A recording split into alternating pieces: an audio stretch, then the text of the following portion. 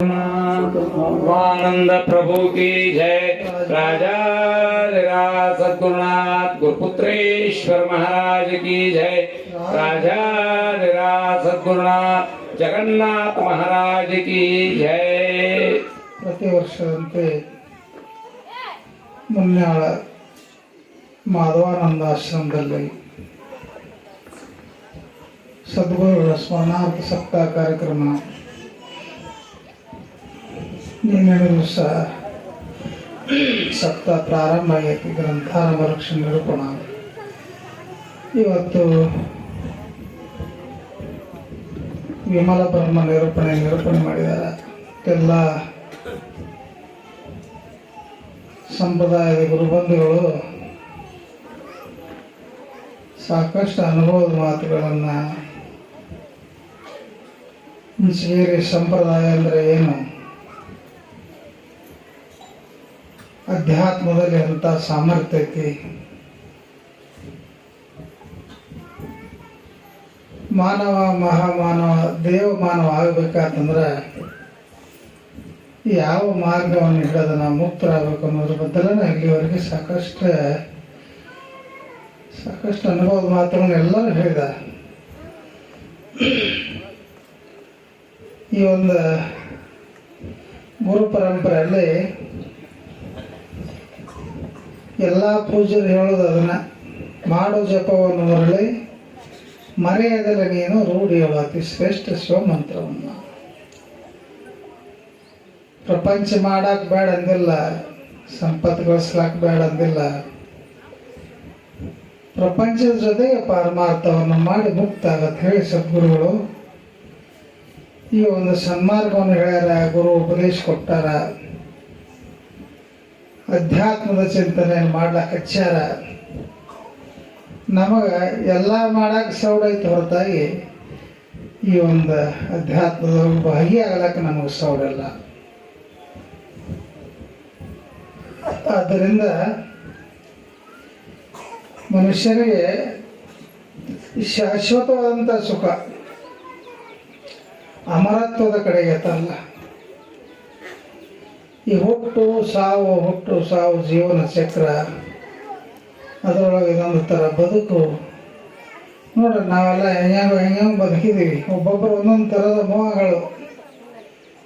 ಒಬ್ಬೊಬ್ಬರಿಗೆ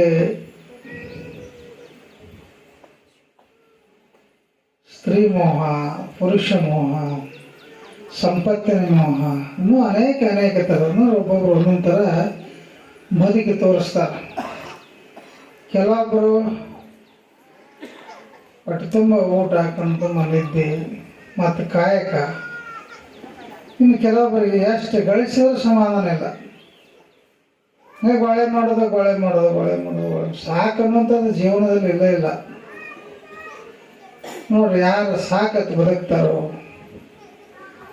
ಜೀವನದಲ್ಲಿ, ನಾವು ಯಾರಾದ್ರೆ ಸಾಕು ಇನ್ನೊಂದು ಅನ್ಸಕ್ಕೆ ಸಿಗತೈತೆ ಅಂದರೆ ಇನ್ನೊಂದು ಸ್ವಲ್ಪ ಸಿಗಲಪ್ಪ, ಇನ್ನೊಂದು ಸ್ವಲ್ಪ ಒಳ್ಳೆ ಮಾಡ್ಕೊಳ್ಳೋಣ. ಹಂಗೆ ಒಬ್ಬ ಮತ್ತಿಷ್ಟೆಲ್ಲ ಆಗಿ ಅದನ್ನು ನಾವು ಏನೇ ಮಾಡಲಿ, ಮಕ್ಕಳ ಮರಿ ಈ ಒಂದು ಪ್ರಪಂಚ ವ್ಯಾಮೋಹ ಇವು ಯಾವ ನಮ್ಮ ಬೆನ್ನತ್ತಿ ಬರೋಂಗಿಲ್ಲ. ಏನಾರೇ ಒಂದು ಕಟ್ಕೊಂಡು ಹೋಗೋದಾಗಿತ್ತಂದ್ರೆ ಇನ್ನೂ ಮನುಷ್ಯಾಗ ಭಾಳ ಒಳ್ಳೆ ಮಾಡ್ತಿತ್ತು. ಬೇಕಾದ ಮಣ್ಣು ಏನು ಖಾಲಿ ಕೈಗೆ ಹೋದ್ರೂ ಹಂಗೆ ಹೋಗೋದ, ಬಂದು ಸಾವಿರಾರು ಕೋಟಿ ಗಳಿಸಿಟ್ರು ಎಲ್ಲ ಇಲ್ಲೇ ಬಿಟ್ಟು ಹೋಗೋದ. ಅದನ್ನು ತಿಳಿಸೋ ಸಲಾಗಿ ಜ್ಞಾನಿಗಳು ಪ್ರಪಂಚ ಅನ್ನೋದ ಇದೊಂದೇನಪ್ಪ ಅಂತಂದ್ರೆ ಶ್ವಾನನ ಕನಸು. ಆ ನಾಯಿ ಕನಸಿನಂತೆ ಶ್ವಾನನ ಕನಸಿನಂತೆ ಸಂಸಾರ ಸುಖ ಹೊತ್ತವ್ರ ಜ್ಞಾನಿಗಳು ತಿಳಿದಂಥವ್ರ ಜ್ಞಾನಿಗಳು ವರ್ಣನೆ ಮಾಡ್ಯಾರ. ಅದನ್ನು ಏನಿರ್ದೋಡು ಏನು ನಿಜ ಬೋಧಿ ಒಂದಿಲ್ಲ ಬೆಲೆ.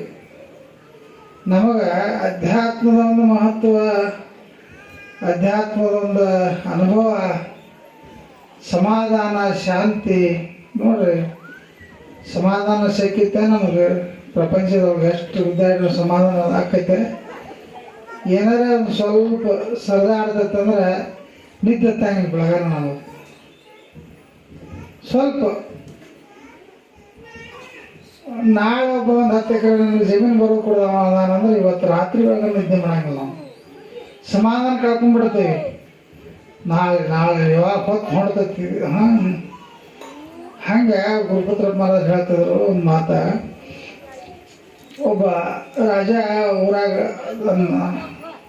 ಡಂಗರ ಹೊಡಿಸಿದ. ಮನುಷ್ಯನ ಆಸೆ ದುಃಖಕ್ಕೆ ಮೂಲ ತರಲ್ಲ. ಹಂಗೆ ಆಸೆಗೆ ಮಿತಿನೇ ಇಲ್ಲ. ರಾಜ ಡಂಗರ ಹೊಡಿಸಿದ ಏನಪ್ಪ ಅಂತಂದ್ರೆ, ಇವತ್ತು ಒಂದು ದಿವಸ ಎಷ್ಟು ಹಾದಿ ನೀ ನಡಿಬೇಕಾರೆ ಓಡು, ಎಷ್ಟು ಓಡ್ತಿಲ್ಲ, ಎಷ್ಟು ನಡೀತಿ, ಎಷ್ಟು ಇವತ್ತು ಕ್ರಮಿಸ್ತೀವಿ ಅಷ್ಟೆಲ್ಲ ನಿನಗೆ ಅಂದವ ರಾಜ. ನೀ ಬಂದು ನಿಂತುಬಿಟ್ರೆ ಅರಮನೆ ಮುಂದೆ. ಅದ್ರಾಗ ಒಬ್ಬನ ಆಯ್ಕೆ ಮಾಡಿದ ರಾಜ. ನೀ ಬಾರಪ್ಪ ನೀನೇ ಮೊದಲು ನಾನು ಪಾಳೆ ಅದ್ರಾಗ ಪಾಳೆ ಹಾಕ್ಸಿ ಪಾಳೆನೂ ಬರ್ತದ್ರಾಗ ಮೊದಲು ನಾನು ಪಾಳೆ ಆತ ನಿಂದಗಣ ಬಂದಿದ್ದು. ನಾಳೆ ಇವತ್ತು ನೀನು ಪಾಳೆ ತಂದ ಕರೆದ. ಏನು ಕೇಳಿ, ಇವತ್ತು ಎಷ್ಟು ನೀ ಓಡ್ತಿಲ್ಲ, ಎಷ್ಟು ನಡಿಬೇಕಾರೆ ಓಡು. ಇವತ್ತು ಏನು ಹೋಗಿ ಅಷ್ಟೆಲ್ಲ ನಿಂದ. ಹೆಂಗೆ ಬೇಸಿಗೆ ಬಿಸಿಲು ಐತಂದ, ಬಿಸಿಲ ಮುಂಜಾನೆ ಟೈಮಿಗೆ ಹಾಕಿದ. ಮುಂಜಾನೆ 6 ಗಂಟೆಯಿಂದ ಸಂಜೆ 6 ಗಂಟೆ ಸೂರ್ಯೋದಯ ಆದ ನಂತರ ಚಾಲು ಮಾಡೋದು. ಸೂರ್ಯ ಮುಳುಗಾಕ ಬರೋಣ ಬಿಡೋದು. ಅಲ್ಲಿವರೆಗೂ ಎಲ್ಲ ಅಂದ ನಂದು ದೈವ ತೆರಿತಂದ. ನಾವು ನನ್ನ ಮುಂದೆ ಯಾರಲ್ಲ. ಯಾಕಂದ್ರೆ ನೀನು ಭಾಳ ಆದ್ರೆ 1 ಕೋಟಿ ಮನೆ ಕಟ್ಟಿ ನಾನು 10-20 ಎಕರೆ ಜಮೀನು ಗಳಿಸಿದ್ವಿ. ಇವತ್ತು ನನ್ನ ದೈವ ತೆರಿತ ರಾಜ. ಯಾಕಂದ್ರೆ ರಾಜ ಮಹಾರಾಜ ರಾಜನೆಲ್ಲ ಎಲ್ಲ ಅವ್ರದನ ಅದು. ಎಲ್ಲಿ ಭೂಮಿ ಐತಿ, ಎಲ್ಲಿ ಏನೈತಿ ಎಲ್ಲ ಅವ್ರದ್ದು. ಆಗಿನ ರಾಜ ಮಹಾರಾಜರು ಆಡಳಿತನ ಹಂಗೆ ಇತ್ತು. ಹಂಗೆ ಮುಂಜಾನೆ ಟೈಮಿಗೆ ಹಾಕಿಕೊಟ್ರು. ಮತ್ತು ಅವನೇಂತ ಮನ್ಯಾಗ ಎಷ್ಟು ಆನಂದ ಅಂದ್ರೆ ಆಕೆಗೆ ಏನು ತಿಂದಾನ ಏನು ಉಂಡಾನ ಅಂತೇಳಿ ಅಷ್ಟಾನ ಅಡುಗೆ ಬುತ್ತಿ ಮಾಡಿ ಕೊಟ್ಕಟ್ಲು. ಒಂದು ಹಾಲು ಕಟ್ಲು, ಮೊಸರು ಕಟ್ಲು, ತುಪ್ಪ ಕಟ್ಲು, 1-2 ಬಾಟ್ಲಿ ನೀರು ತುಂಬಿ ಕೊಟ್ಲು. ಯಾಕಂದ್ರೆ ಭಾಳ ಗಳಿಸ್ಕೊಂಡ್ಬರ್ತಾನೆ ಇವತ್ತು ನಮ್ಮ ಯಜಮಾನ. ಮುಂದೆ ನಾವು ಯಾವ ವಂಶ ಪಾರಂಪರೆ 10-20 ತೆರೆ ಕೂತು ತಿನ್ಬೋದು, ಅಟ್ಟು ಆಕೈತಿ. ಯಾಕೆ ಚಿಂತೆ ಮಾಡೋದು? ಕೀಲಿದ್ದತ್ತಿಲ್ಲ. ಯಾಕಂದ್ರೆ ಬೆಳಗನ ನಾನಾ ಥರದೆಲ್ಲ ಅಡುಗೆ ಮಾಡಿ ಬುತ್ತಿ ಕಟ್ಕೊಟ್ಲು. ತೊಗೊಂಡು ಹೆಗಲಿಗೆ ಹಾಕೊಂಡ ಹೊಂಟ ಟೈಮಿಂಗ್ ಆಯ್ತು. ಟೈಮ್ ಆದ್ಮೇಲೆ ಹೊಂಟ ಓಡಾಕಾಯ್ತದ.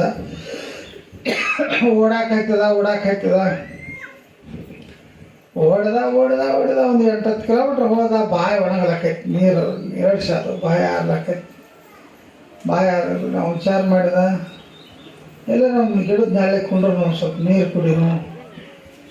ನೀರು ಕುಡಿದ್ರೆ ಸ್ವಲ್ಪ ಬಾಯಾರಿಕೆ ಕಮ್ಮಿ ಆಕೈತಿ. ವಿಚಾರ ಮಾಡಿ ಕುಂಡ್ರಬೇಕಂತ ವಿಚಾರ ಮಾಡಿಬಿಡೋದು. ಮನಸ್ಸು ಹೇಳ್ತಾವ, ಅವನ ಮನಸ್ಸು ಹೇಳ್ತ ನಮಗೆ ಹೇಳ್ತಲ್ಲ, ಆಸೆ ದುಃಖಕ್ಕೆ ಮೂಲ ಅಂತೇಳಿ. ನಮ್ಮನ್ನೆಲ್ಲ ಅಧೋಗತಿಗೆ ಹೋದ್ ಮುಟ್ಟಿಸೋದು ನಮ್ಮ ಮನಸ್ಸನ್ನ. ಮನೆ ನಮ್ಮ ಕಾರಣ, ನಮ್ಮ ಬಂದ ಮೋಕ್ಷದಲ್ಲ, ಮನಸ್ಸನ ಎಲ್ಲದಕ್ಕೂ ಕಾರಣ. ನಮ್ಮನ್ನ ಎಲ್ಲರೇ ಬ್ಯಾಡಾದ ಜಾಗದಾಗ ಓದ್ ನಿಂದ್ರಿಸೋದನು ಮನಸ್ಸನ. ಬ್ಯಾಡಾದ ಕೆಲಸ ಮಾಡಕ್ಕೆ ಹಚ್ಚೋದನು ಮನಸ್ಸನ. ವ್ಯಸನಾದಿಗಳನ್ನ ಮಾಡಿ ಇನ್ನೊಂದು ಕಡೆ ನೋಡಕ್ಕೆ ನಾವು ಗಾಡಿ ತೊಗೊಂಬರ್ತಿದ್ವಿ. ಬಿಸಿಲ ನಾವು ಕಾರ್ ಗಾಡಿಯಾಗ ಹೋಗ್ತಿದ್ವಿ. ಎಸಿ ಐತೆ. ನಾವು ಕೆಟ್ಟ ಬಿಸಿಲಾಗ ರೋಡ್ ದಂಡಿಗೆ ಆರಾಮ್ ಮಕ್ಕೊಂಡ್ಬಿಟ್ಟಾರ ನೋಡಿ. ಅವಾಗ ಸ್ಥಿತಪ್ರಜ್ಞೆ ಇರ್ಬೇಕು. ನಾವು ಲೆಕ್ಕಲೆ ಯಾವ ಅಂದ್ರೆ 20 ಮಣಿಗೆ ಯಾರು 20 ಹೇಳಾಗ್ತಾ ಇರಲ್ಲ. ಅವ ಅಂಥ ಸ್ಥಿತಪ್ರಜ್ಞೆ ಅವಸ್ಥೆ ಮನಸ್ಸನ ಕಾರಣಕ್ಕೆ ಎಲ್ಲದಕ್ಕೂ. ಅವನು ಹೋದಾಗ ನಿಂದ್ರಸನ ಭಿಕ್ಷಾ ಬೇಡಕ್ಕೆ ಅನ್ಸತಿ. ಇದ್ದಿದ್ರಂದ್ರೆ ಆ ಭಿಕ್ಷಾ ಬೇಡಿದ 4 ರೂಪಾಯಿ ಹೋದ ಅದನ್ನ ಮಾಡಕ್ಕೆ ಅನ್ಸ್ತತಿ. ಹಂಗೆ ಅದು ಮನಸ್ಸು ಹೇಳ್ತಾವ. 2 ನಿಮಿಷ ಅಥವಾ 5 ನಿಮಿಷ ಕೂತಂದ್ರೆ ಅರ್ಧ ಕಿಲೋಮೀಟ್ರ್ ನಿನಗೆ ಹೊಲ ಕಂಬರ್ತೈತಿ. ಏನು ಮಾಡ್ತೀವಿ ನೋಡತ್ತದ ಮನಸ್ಸು. ಅವು ನಿಂದು ಬರೋಬರಿ ಅದು ಮಾತು ಓಡಾಕತ್ತ. ನೀರು ಕುಡಿಲಿಲ್ಲ ಅವ. ಓಡ್ಲಾಕತ್ತ ಹಂಗೆ ಓಡ್ದ ಹಶು ಆತು, ನಿಪ್ಪಳಿಕೆ ಬಿತ್ತು. ಇನ್ನೊಂದು ಏನಪ್ಪ ಅಂತಂದ್ರೆ ಇನ್ನೊಂದು 2-2.5 ತಾಸು ಉಳಿತು ಹೊತ್ತು ನೋಡ್ಲಾಕ. ಓಡ್ದ ಜೋಲಿ ಹೊಲಕ್ಕಾಯ್ತು. ಕೊನೆಗೆ ಲಾಸ್ಟ್ ಒಂದು ಕಲ್ಲನ್ನು ಕಾಣಲಿಲ್ಲ, ಕಣ್ಣಿಗೆ ಕಾಣಲಿಲ್ಲ. ಕಲ್ಲಿಗೆ ಎಡೆಯುದ ಏನು ಬಿದ್ದ ಬೀಳುವತ್ನಾಗ ಒಂದು ಕಲ್ಲು ಹಣೆಗೆ ಬಡಿತು, ಅಲ್ಲೇ ತೆರೆ ಹೊಡಿತು, ಅಲ್ಲೇ ರಕ್ತ ಹೋತು, ಅಲ್ಲೇ ಖಲಾಸ ಆಗಿತ್ತು. ಲಾಸ್ಟ್ ಕೊನೆಗೆ ಏನು ಹೋಗಲ್ಲ, ಏನು ಬಿದ್ದ ಹೇಳಲಿಲ್ಲ ಅವನು. ರಾಜಂದ ಏನಿತ್ತು ಒಂದು ಸಿಸ್ಟಮ, ಎಷ್ಟು ಓಡಿ ಅದು ಮುಗಿತಪ್ಪ ಅಂದ್ರೆ ಹೊಳ್ಳಿ ಬಂದು ನೀನು ಇಂತಷ್ಟು ಜಾಗ ನಾವು ಓಡಿದಪ್ಪ ಅಂತ ಹೇಳ್ಬೇಕು. ಮತ್ತು ಅವು ಯಾರನ್ನ ಹೇಳಕ್ಕೆ ಸಿಕ್ಕೈತಿ, ನೀರು ಕುಡಿಲಿಲ್ಲ, ಬುತ್ತಿತ್ತು ಊಟ ಮಾಡಲಿಲ್ಲ. ನಮ್ಮದು ಹಂಗೈತೆ ಪರಿಸ್ಥಿತಿ. ಏನಾರು ಸಿಗತೈತಿ ಅಂದ್ರೆ ಏನು ಸಿಗಿ ಅರ್ಥಾಗಿಲ್ಲ. ಹಂಗೆ ರಾಜ ಹೇಳ್ದ ಒಂದು ಮಾತು ಲಾಸ್ಟ್, ಭಾಳ ಕಷ್ಟಪಟ್ಟಾನ, ಆಸ್ತಿ ಗಳಿಸ್ಬೇಕು, ಭಾಳ ಪ್ರಯತ್ನ ಮಾಡ್ಯಾನ. ಎಲ್ಲಿ ಬಿದ್ದಲ್ಲ ಅಲ್ಲೇ ಅವ್ನು ಹೋಗೋದು ಬಿಡ್ರತ್ತೆ ಹೇಳ್ರಿ ರಾಜ. ಎಲ್ಲಿ ಬಿದ್ದಲ್ಲ ಅಲ್ಲೇ ಹೋಗೋದು ಬಿಡ್ರ, ಭಾಳ ಆಸೆ ಪಟ್ಟಾನ, ಅಲ್ಲೇ ಹೋಗೋದು. ಎಷ್ಟು ಸಿಕ್ತಂದ್ರೆ ಅವಾಗ ಏನು ಸಿಗ್ಬೇಕು ಅಷ್ಟೇ ಸಿಕ್ತ. ಮನ್ಯಾಗ ನಿವಾಂತ ಪ್ರಪಂಚ ಮಾಡ್ಕೊಂಡು ಪಾರಮಾರ್ಥ ಮಾಡಿ ಅದು ಹೇಳ್ತಲ್ಲ, ಗುರುವಿನ ಆಜ್ಞೆದಾಗ ಬದುಕಿ, ಗುರುವೇ ನಿಮ್ಮ ಆಜ್ಞೆಯ ಮೇಲದೆ ನಡೆದವನು ನರವಣೆ ನಡಬೇಡ. ಗುರುವಿನ ಆಜ್ಞೆ ಏನಂತ ಆಶ್ರಮಗಳು ಹೇಳ್ರಿ ನನಗೆ ಇದೆಲ್ಲ ಪತ್ರಾಸ ಒಂದು ಹಂಚಿನ ಮನೆ ಇರ್ತಿದಲ್ಲ. ಆಗಿನ ಟೈಮ್ದಾಗ ಭಕ್ತರೆಲ್ಲ ಕೊಡ್ಕೊಂಡು ಬಡತನದಾಗ ತಮ್ಮ ಪ್ರಪಂಚ ನಡೆಸ್ಕೊಂಡು ಒಂದು ಆಶ್ರಮ ನಿರ್ಮಾಣ ಮಾಡಿದ್ರಪ್ಪ ಇಂಥ ತೋಟದ ಜಾಗದಾಗ. ಆಶ್ರಮ ಮಾಡಿದ್ರು. ಆಮೇಲೆ ಈಗ ಪರಿವರ್ತನೆ ಆಗ್ತಾ ಬಂದು ಆಶ್ರಮ RCC ಬಿಲ್ಡಿಂಗ್ ಆಯ್ತು, ಮುಂದೆ ಮಂಟಪ ಆಯ್ತು. ಅದರ ಮುಂದೆ ಇವತ್ತಿನ ದಿವಸ ಇದೊಂದು ಬ್ರಹ್ಮ ವೇದಿಕೆ ಆಗಿ ಪರಿಣಾಮ ಆಯಿತು. ಪರಿವರ್ತನ ಬ್ರಹ್ಮ ವೇದಿಕೆ, ಇಲ್ಲೆಲ್ಲ ಸಣ್ಣ ಪುಟ್ಟ ಮದುವೆ ಮಾಡ್ಕೋಬೋದು ಬಡವರು. ಆಶ್ರಮ ಯಾಕಂದ್ರೆ ಎಷ್ಟಕ್ಕೆ ಅವಶ್ಯಕತೆ ಐತಿ. ಈಗ ರಾಮಾಯಣ ಹೇಳಿದ್ರೆ 2 ಕಾಲೇ ನಡೀತಕ್ಕೆ ಅಟ್ಟ ನಮ್ದೆಲ್ಲ. 3ನೇ ಕಾಲು ಬಂದು ಕೂತಪ್ಪ ಅಂತಂದ್ರೆ ಮನ್ಯಾಗ ನಮ್ಮನ್ನ ಯಾರು ಕೊಂಡು ಬಿಡಂಗಿಲ್ಲ. ಮನ್ಯಾಗ ನಾವು ಸುಮ್ಮನೆ ಹೇಳ್ಕೊಂಡಿರ್ತೀವಿ, ಅನಾರೋಗ್ಯ ಆಗಿರ್ತೈತಿ, ಕೆಮ್ಮುತ್ತಿರ್ತೀವಿ, ಉಗುಳ್ತಿರ್ತೀವಿ, ನಾರ್ತಿರ್ತೀವಿ. ಯಾಕಂದ್ರೆ ನಮಗೆ ಯಾವ ಪರಿಸ್ಥಿತಿ ಸರಿ ಇರೋಂಗಿಲ್ಲ. ನಮ್ಮ ಮಗಲಾಗ ಯಾರು ಕುಂಡ್ರಾಕ ವಾಲತ್ತಿರ್ತಾರೆ, ಆ ಪರಿಸ್ಥಿತಿ ನಮ್ಮ ಮನ್ಯಾಗ ಬಂದು ಕೂತಿರ್ತೈತಿ. ಮಕ್ಕಳು ಸನಿ ಬರಂಗಿಲ್ಲ, ಮೊಮ್ಮಕ್ಕಳು ಸನಿ ಬರಂಗಿಲ್ಲ, ಸ್ವಸ್ಥಾನ ಸನಿ ಬರಂಗಿಲ್ಲ. ಯಾಕೆ ಅಂದ್ಕೊಳ್ಳೆ ಎಲ್ಲೆಲ್ಲ ಉಗುಳ್ಯಾನ, ಎಲ್ಲೆಲ್ಲ ಹೊಲಸು ಮಾಡ್ಯಾನ, ಅವನ್ನೆಲ್ಲ ಪಕ್ಕ ಅಂದ್ರೆ ಅದಕ್ಕೂ ಬಾತಿಗೆ ಬಾರ್ದಂಗೆ ಆಗಿಬಿಟ್ಟಾನ. ಆ ಟೈಮ್ದಾಗ ಮನೆಯವ್ರು ಹೇಳ್ತಾರೆ,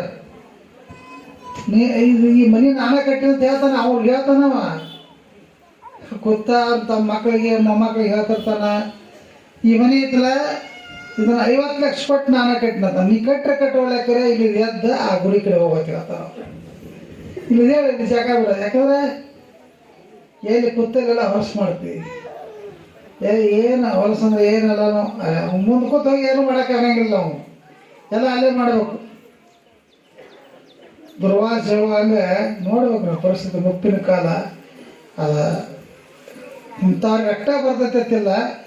ನೀ 1000 ಕೋಟಿ ಗಳಿಸಿದ್ರು ನೀನು ಬರೋದನ್ನ, ಏನು ಬರೋದನ್ನ, ಅದರೊಳಗಿಂದ ಪಾರ ಆಗ್ಬೇಕಂದ್ರೆ ನಮ್ಗೆ ಹೇಳ್ತಾರಲ್ಲ, ಅಂಥ ಒಂದು ಸದ್ಗುರುನ ಕೃಪಾನ ಬೇಕು ನಮ್ಗೆ. ಹೊರತಾಗಿ ರೋಗ ರುಜಿಗಳಿಂದ ನಾವು ಮುಕ್ತ ಆಗ್ಬೇಕಾತಂದ್ರೆ, ಆರೋಗ್ಯವಂತರಾಗಿ ಬಾಳ್ಬೇಕಾತಂದ್ರೆ, ಆರೋಗ್ಯವಂತರಾಗಿ ಈ ಆಯುಷ್ಯವನ್ನು ನಾವು ಮುಗಿಸ್ಬೇಕಪ್ಪ ಅಂತಂದ್ರೆ ನಮಗೆ ಸದ್ಗುರುವಿನ ಕೃಪಾನ ಬೇಕು.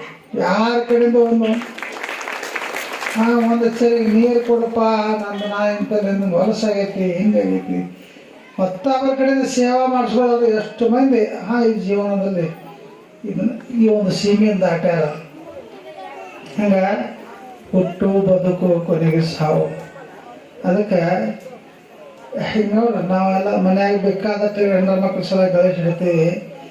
ಕೊನೆಗೆ ಅದು ಎಲ್ಲ ನೆಲ ಹಿಡಿದ ನಂತರ ಒಂದು 4 ದಿವಸ ವ್ಯವಸ್ಥೆ ಮಾಡಿದಂಗೆ ಮಾಡ್ತಾರೆ, ದವಾಖಾನೆ ಒಯ್ತಾರೆ, ಅದು ಮಾಡ್ತಾರೆ, ಕಣ್ಣಿಗೆ ಮನೆ ಹಾಕ್ತಾರೆ. ನಾವು ಭಾಳ ಕೇಳಿದ್ವಿ ಇಂಥದ್ದು. ಯಾಕಂತಂದ್ರೆ ಇದು ಯಾವಾಗ ಹೋದಿತ್ತು ಅಂತಾರೆ ಮನೆ. ನಾವು ತಿಳಿದೀವಿ ಇದನ್ನೆಲ್ಲ ನಾವು ಮಾಡಿ ಇಟ್ಟಿದ್ದೀವಪ್ಪ ಅಂತ ನಾವು ತಿಳ್ಕೊಂಡಿದ್ದೀವಿ. ಅವ್ರ ಮನೆಯವ್ರು ಇರ್ತಾರೆ, ಮಾಡ್ಯಾನ, ಮತ್ತು ಅವ್ನು ಸತ್ತಬೇಕು, ಮುಂದೆ ಮಗ ನಾವು ಹೋಗೋದ್ನಾಗ ಮೊಮ್ಮಗ ಮಾಲಕ್ ಯಾರು ಐತಪ್ಪ ಶಾಶ್ವತ ಆಸ್ತಿ ಯಾರು ಐತಿ? ಅವ ಯಾವ ಹೋಗವ ಏನು ಯಾಗೇನೂ ಇಲ್ಲ. ನಾವು ಸುಮ್ಮನೆ ಇದೆಲ್ಲ ನಂದು ಅನ್ಕೋತೀವಿ. ಒಬ್ಬ ಸನ್ಯಾಸಿ ಒಂದು ಆಶ್ರಮ ಸ್ಥಾಪನೆ ಮಾಡಿದ. ಆಶ್ರಮ ಸ್ಥಾಪನೆ ಮಾಡಿ ಅದೊಂದು ಹಾದಿಕೋಟ್ ಹಾದಿಂದ ಮುನ್ನಾಳು ಗ್ರಾಮಕ್ಕೆ ಹೊಂಟಿದ್ದ ಒಂದು ದೊಡ್ಡ ಸಾಹುಕಾರ ಮನೆ ಕಟ್ಟಿದ್ದ. ಸಾಹುಕಾರಿಕೆ ಅವಂದು ಗೊತ್ತು ತೋರಿಸ್ಬೇಕಲ್ಲ ಎಲ್ಲರಿಗೆ, ನಾ ಎಷ್ಟು ಸಾಹುಕಾರದಿಂದ ತೋರಿಸ್ಬೇಕಲ್ಲ. ಅವಾಗ ಆ ಸನ್ಯಾಸಿ ಹಾದ ಮನೆಗೆ ಹೊಂಟಿದ್ದ. ಮನೆಗೆ ಬರ್ರಿ ಅಪ್ಪಾರ ನಮ್ಮ ಮನ್ಯಾಗ ಕಾಲು ಹಾಕಿರತ್ತ ನಾವು ಎದುರಿದ ಮನೆಗೆ ಹೋದ. ಪಾದಕ್ಕೆ ನೀರು ಕೊಟ್ಟರು, ನೀರು ಹಾಕಿರು. ನೀರು ಹಾಕಿಬಿಡು ಆ ಮನೆ ಆ ಕಡೆ ಮನೆ ನೋಡಿದ. ಮನೆ ಭಾಳ ದೊಡ್ಡದು ಮನೆ ಪಾತಂದು ನಾವು. ಹೌದು, ಮನೆ ಭಾಳ ದೊಡ್ಡದು ಕಟ್ಟಿದ್ದು. ಆಮ್ಯಾಗ ಮನೆ ಮ್ಯಾಗ ಒಂದು 12 ನಿಶಾನೆ ಕಟ್ಟಿದ್ದ, ಜೆಂಡಾ ಕಟ್ಟಿದ್ದ. ಅವಾಗ ಒಂದು ಸ್ವಾಮಿ, ಏನಪ್ಪ ನಾನು ಮಠ ಪಟ ಎಲ್ಲ ಕಟ್ಟಿನ ಕರೆ ನನ್ನ ಮಠದ ಮ್ಯಾಗ ಒಂದೇ ಜೆಂಡಾ ಐತಿ, ನೀ 12 ಜೆಂಡಾ ಕಟ್ಟಿದಿಲ್ಲ ಅಂದ ನಾವು. ಅದ್ರ ಮಾರಮ್ಮ ಬೇರೆ ಐತಿ, ಒಳಗೆ ಒಂದು ಕಪ್ ಚಹಾ ಕುಡ್ಬೇಕು, ಪ್ರಸಾದ ಮಾಡೋರಿ ಎಲ್ಲ ಹೇಳ್ತಾನ ನಾವು. ಕೂತಾ ಚರ್ಚೆ ಮಾಡ್ಬೇಕು ಕೂತ್ರು. ಹಂಗೆ ಮಾಡಿ ಗಳಿಸಿನ್ರಿ, ಹಿಂಗೆ ಮಾಡಿ ಗಳಿಸಿನ, ಅಷ್ಟು ಗಳಿಸಿ ಎಷ್ಟು ಗಳಿಸಿನ ಅನ್ಕೋತ ಅದೆಲ್ಲ ಬರ್ಬೇಕು. 12 ಜೆಂಡಾ ಯಾವ್ದು ಓದ್ತಾವ ನಾವು. ಆದರೆ 1 ಲಕ್ಷ ಗಳಿಸಿದಾಗ 1 ಜೆಂಡಾ ಹಾಕ್ಬೋದು. ಹಂಗೆ ನಾನು ಅದಕ್ಕೆ 12 ಲಕ್ಷ ರೂಪಾಯಿ ಗಳಿಸಿದ್ರಿಂದ 12 ಜೆಂಡಾ ಕಟ್ಟಿನ ನಾವು. ಆತ ಭಾಳ ಚಲೋ ಮಾಡಿದ ತಂದ ಅಂದಕ್ಷಿಂದ ಅವ ಸ್ವಾಮಿ ನಾ ಹೋಗಿ ಬರ್ತಾನಪ್ಪ ಅಂತಂದ. ಹಾಂ ಹೋಗಿ ಬರ್ರಿಯಪ್ಪ ಅಂತಂದ. ನನ್ನೊಂದು ಕೆಲಸ ಐತಿತ್ತು. ಸ್ವಾಮಿಗಳು ಅವ್ನು ಹೇಳಿ ನನ್ನೊಂದು ಕೆಲಸ ಐತಪ್ಪ ಅಂತಂದ. ಏನು? ನಾ ಒಂದು 5 ರೂಪಾಯಿ ನಿನ್ನ ಕೈಯಾಗ ಒಂದು ವಸ್ತು ಕೊಡ್ತಾನು. ಅಕಸ್ಮಾತ್ ನಾ ಏನಾರ ಆಗಿ ಸಾಯ್ತಂದ್ರೆ ಅದನ್ನು ತೊಗೊಂಡು ನಾನು ತೆಕ್ಕ ಮ್ಯಾಗ ನನ್ನ ವಸ್ತು ನನಗೆ ಮುಟ್ಸ್ಪ ಅಂದ. ನನ್ನ ವಸ್ತು ನನಗೆ ಮುಟ್ಸತ್ತೆ ಹೇಳ. ಒಂದು 5 ರೂಪಾಯಿ ಕೊಟ್ಟು ಒಂದು ಸೂಜಿ ತಂದು ಅವನ ಕೈಯಾಗ ಕೊಟ್ಟ. ಹೇಳ, ನನ್ನ ವಸ್ತು ಮರಿಬೇಡ, ಅಂತಿಮ ಸಮಯದಾಗ ಈ ವಸ್ತುವನ್ನು ನನಗೆ ಮುಟ್ಸು ಅಂದ. ಆ ಸ್ವಾಮಿ ಹೊಂಟವ. ನಾನು ಹೊಂಟ ಕೂಡಲೇ ಅವ್ನು ಮುಂದಕ್ಕೂ ದೂರ ಹೋಗಿದ್ದ. ಅವ್ನು ಬಯಸಿ ಮುಂದಕ್ಕೂತ್ ಹೋಗಿದ್ದ. ಅವನು ಏನು ಕೇಳಿದ್ದಕ್ಕೆ ಅವನು ಹೆಂಡ್ತಿಗೆ ಏನು ಹೇಳ್ರಿ ಸ್ವಾಮಿಗಳದ್ದು ಕೇಳಕ್ಕೆ. ಇಲ್ಲ ಏನಿಲ್ಲ ಬಾ, ಏನಿಲ್ಲ, ಒಂದು 5 ರೂಪಾಯಿ ಒಂದು ಸೂಜಿ ಕೊಟ್ಟಾರ, ಅಕಸ್ಮಾತ್ ಹೂ ಏನು ಹೆಚ್ಚಕಮ್ಮಾಗಿ ಸತ್ರ ಅದನ್ನು ತಂದು ನಾನು ಮುಟ್ಸ್ಪ ಅಂದಾರ. ಎಲ್ಲಿ ಮ್ಯಾಗ ಅಲ್ಲಿ ತಂದು ಮುಟ್ಸಂದಾರ, ಮ್ಯಾಗಿನ ಲೋಕದಾಗತ್ತೆ. ಅವಾಗ ಆಕೆ ಹೇಳು, ನೀವು 12 ಜೆಂಡಾ ಕಟ್ಟಿದ್ದಿಲ್ಲ, 12 ಲಕ್ಷ ಗಳಿಸಿಟ್ಟಿನಂತೆ. ಇದ್ರಾಗಿಂದ ಒಂದು ನಯಾ ಪೈಸೆ ಒಯ್ದಾಗಂಗಿಲ್ಲ. ಅವನು ಚೂಸಿ ಹಂಗೆ ಓದ್ ಕೂಡ ಅವನಿ ಸುಮ್ಮ ಓದ್ ಹೊಳಿ ಕೊಟ್ಟಪ್ಪ ಅಂದೈತಿ. ಅವ್ನು ಓಡ್ಕೊತ ಬಂದ ತಪ್ಪಾತ್ರಪ್ಪ, ಅದನ್ನು ಸಾಧ್ಯ ಇಲ್ಲ. ಅದು ಸಾಧ್ಯ ಇಲ್ಲ ಅಂದ್ರೆ ಇದು ಯಾವುದೋ ನಿನ್ನದಲ್ಲ ಅಂದ ನಾವು. ನೀನು ಜೆಂಡ ಹಚ್ಚಿದ್ರೆ ಬೇಕಾದಷ್ಟು ಗಳಿಸೋದ, ಅದು ಇದು ಯಾವುದು ನಿಂದಲ್ಲ, ಇದು ಯಾವುದು ನೀನು ಹೆಂಡ ಬರೋದಿಲ್ಲ, ಈ ಸಂಪತ್ತು ಬರೋದಿಲ್ಲ, ಮಕ್ಕಳು ಬರೋದಿಲ್ಲ, ಹೆಂಡ್ರು ಬರೋದಿಲ್ಲ, ಯಾರ್ಯಾರು ನಿನ್ನ ಬೆನ್ನತ್ತಿ ಯಾರೂ ಬರೋದಿಲ್ಲ. ಬರಾಗ ಹೆಂಗೆ ಮಂದಿ ಹೋಗಾಗ ಹಂಗೆ ಇದು ನಡಬಾರಕ್ಕಿಂದ ಸುಮ್ಮನೆ ಇದೊಂದು ನಾಟಕ ಅದ, ಜೀವನದ ನಾಟಕ. ಹಂಗೆ ಈ ಜೀವನದ ನಾಟಕದಲ್ಲಿ ಮನುಷ್ಯ, ಮಾನವ, ಮಹಾಮಾನವ, ದೇವಮಾನವ, ಆ ದೇವತ್ವವನ್ನು ನಾವು, ಆ ಪರಮಾತ್ಮನ ನಾವು ಕಾಣಬೇಕಪ್ಪ ಅಂತ ಅಧ್ಯಾತ್ಮದೊಳಗೆ ಬೆರಿಬೇಕು. ಅಧ್ಯಾತ್ಮ ಜೀವಿ ಆಗಬೇಕಂತಂದ್ರೆ ಸತ್ಸಂಗ, ಸದ್ವಿಚಾರಗಳು, ದಾನ, ಧರ್ಮ. ಮನುಷ್ಯಾಗ ನೋಡ್ರಿ ಯಾರಿಗಾರ ಏನೋ ಒಂದು ಸ್ವಲ್ಪ ದಾನ ಮಾಡ್ಬೇಕಾದ್ರೆ ಎಷ್ಟು ಸಂಕುಚಿತ ಮನಸ್ಸು ವಿಚಾರ ಬರ್ತದೆ. ತನಗೇನು ಆತಂದ್ರೆ ಸ್ವಲ್ಪ ಎದೆಯಾಗ ನುಸ್ರಾಕೈತಂದ್ರೆ ನನ್ನ ಲಗುಡು ದವಾಖಾನೆ ಕರ್ಕೊಂಡ್ಬಿಡ್ತು. ಅವ್ನು ಡಾಕ್ಟ್ರ್ ತಾನು ಹೋಗಿ ಹೇಳ್ತಾನೆ, ನೋಡಿ ನಿನಗೆ ಇಲ್ಲಿ ಬೆಳಗಾವಿ ಹೋಗ್ಬೇಕು, ಹಾರ್ಟ್ ಎಲ್ಲ ಬ್ಲಾಕ್ ಆಗೈತೆ ಅಂತ ಹೇಳ್ಬಿಡ್ತಾನೆ. ಅವಾಗ ಮಕ್ಳಿಗೆ ಹೇಳ್ತಾನೆ, ಬೇಕಾಟ್ ಖರ್ಚಾಗ್ರಿ ಅಂತ ಹೇಳ್ತಾನೆ. ದೇವ್ರ ಸಲಾಗಿ ಮಾಡಕ್ಕೆ ಶಕ್ಯದ ನಾವು ಏನೈತಿ ಸುಮ್ಮನೆ ಏನೋ ಒಂದು ಮಾಡಿರ್ತೀವಿ ನಾವೆಲ್ಲ. ಯಾಕಂದ್ರೆ ಭಾಳ ವಿಚಿತ್ರ ಐತದ ಇದೆಲ್ಲ. ಗುಪ್ತ ದಾನ ನಮ್ಮ ಜೀವನ ಗುಪ್ತವಾಗಿ ಒದಕಬೇಕು. ನಾವು ಕೊಟ್ಟದ್ದು ಸಹಿತ ಈ ಕೈಲಿ ಕೊಟ್ಟದ್ದು ಈ ಕೈ ಗೊತ್ತಾಗ್ಬಾರ್ದು, ಅಷ್ಟೊಂದು ಸೂಕ್ಷ್ಮತೆ. ಯಾಕಂದ್ರೆ ನಾವೇನು ಒಂದು 50 ರೂಪಾಯಿ ಅಥವಾ 1,000 ರೂಪಾಯಿ ಕೊಟ್ಟಿಪ್ಪ ಅಂತಂದ್ರೆ ಏನ್ರಿ ನಾವು 1,000 ಕೊಟ್ಟು ಸಪ್ತಾಸಲಾಗಿ ನಮಗೆ ಸತ್ಕಾರ ಮಾಡಿಲ್ಲ, ಮನುಷ್ಯನಾಗ ಉಳಿದಿತ್ತಿಲ್ಲ. ಇಂಥವು ಯಾವ ಮನುಷ್ಯನಾಗ ಇಟ್ಕೊಬಾರ್ದು ಮನುಷ್ಯ. ದಾನ ಅಂದ್ರೆ ದಾನ, ಪರೋಪಕಾರಾರ್ಥಾಯ ಮೇಧಂಶ. ನಾವು ಬರೋ ಮತ್ತೊಬ್ರಿಗೆ ಉಪಕಾರ ಮಾಡ್ಲಾಕ್ ಬಂದಿರ್ತೀವಿ ಹೊರತಾಗಿ ಬರೀ ನಮ್ಮ ಸಲುವಾಗಿ ನಾವು ಹುಟ್ಟು ಬಂದಿಲ್ಲ. ಹಂಗೆ ಜ್ಞಾನಿಗಳು ಸಂತರು, ಯಾಕಂದ್ರೆ ನಾವು ಕೊಡೋದು ತಗೊಳ್ಳೋದು ನಮ್ಮಲ್ಲಿ ನಮ್ದು ಏನೈತಿ ಇದ್ರಾಗ. 1 ವರ್ಷ ಅಲ್ಲ 2 ವರ್ಷ ಬರಗಾಲ ಬಿದ್ದರೆ ನಾವೇನು ಇದು ಕಣ್ಣಿಗೆ ಹಸಿರು ಕಾಣ್ತದೆ. ಒಂದು ಜಾಗ ಬರೀ ಕಲ್ಲ ಮಣ್ಣಾಟ ನೋಡ್ದಾಕೈತಿ, ಏನೂ ಕಾಣಂಗಿಲ್ಲ ಕಣ್ಣಿಗೆ. ಎಲ್ಲ ಯಾರು ಏನು ಮಂತ್ರ ಶಕ್ತಿಯಿಂದ ಹಾಕವ, ಏನು ಬೋರ್ ಅಪ್ಪಾರ ಬೋರ್ ಹೊಡಿತಾರಪ್ಪ, ನೀರು ಬೀಳ್ತಾವ 4 ಇಂಚ್ 5 ಇಂಚ್ ಎಲ್ಲಿ ಬರ್ಬೇಕದಲ್ಲ. ಪರಮಾತ್ಮ ಆಕಾಶದಿಂದ ಮಳಿ ಸುರಿದಾಗರ ಭೂಮಿಗೆ ನೀರು ಹಾಕೈತಿ. ನೀರು ಹಾಕಿದ್ರೆ ವೈಜ್ಞಾನಿಕವಾಗಿ ವಿಚಾರ ಮಾಡಿದ್ರು ಸಹಿತ ನೀರಿನ ಮಟ್ಟ ಮ್ಯಾಗ ಬರ್ಬೇಕಾದ್ರೆ ಮಳೆ ಜಾಸ್ತಿ ಆಗುತ್ತೆ. ಭೂಮಿಯಾಗಿಂದ ನೀರು ಬರೋದ್ರೆ ಮ್ಯಾಗಿಂದ ಬಿದ್ದಾಗ ಆಕೈತೆ. ಪರಮಾತ್ಮನ ಮಳೆ ಕೊಡಲಿಲ್ಲ ಅಂದ್ರೆ ನಾವು ಹೆಂಗೆ ಬದುಕಲಕ್ಷ ಆಕೈತಿ. ಇದೇನು 5 ಪಂಚ ಮಹಾಭೂತಗಳೇನದಲ್ಲ ಪ್ರತ್ಯಾಪ್ತೆ, ಇದ್ರೊಳಗೆ ಸ್ವಲ್ಪ ಏರಬೇರೆ ಆದರೆ ಯಾರೂ ಬದುಕಂಗಿಲ್ಲ.